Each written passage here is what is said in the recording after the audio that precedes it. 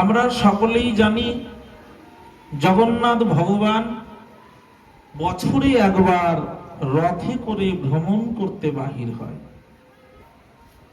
পঞ্চদশ দিনে ঈশ্বর মহালক্ষ্মী লইয়া তার সঙ্গে ক্রীড়া করে নির্ভূতে বসিয়া, তা সবার সম্মতি লইয়া ভক্তি সুখ দিতে রথে করি বাহির হন বিহার করিতে।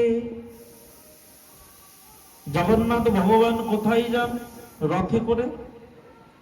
আমরা সবাই জানি একটাই কথা, যে জগন্নাথ ভগবান রথে করে মাসির বাড়ি যান।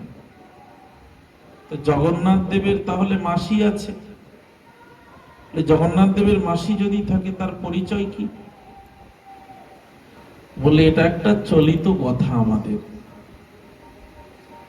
জগন্নাথ দেব তার মাসির বাড়িতে যান, 9 দিন অবস্থান করে পুনরায় আবার প্রত্যাগমন করেন। এটা একটা চলতি কথা।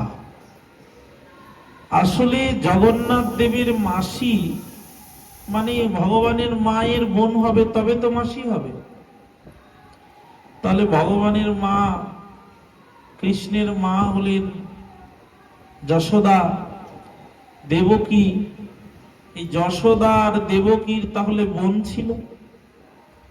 তাহলে এই বোনের নাম কি? বলে এমন কথা নয়, শোনো। যশোদা এবং কি দেবকী,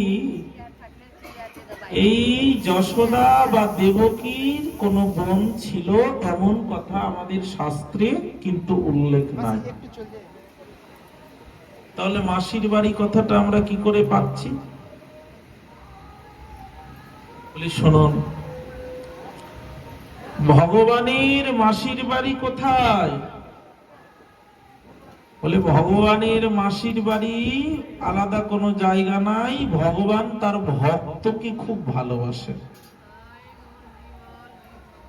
এই যে জগন্নাথ দেব মাসির বাড়ি যান, এই প্রবাদ বাক্যটি যে আছে, জগন্নাথ দেবের মাসির বাড়িটা আসলে হলো গুন্ডিচা মন্দির।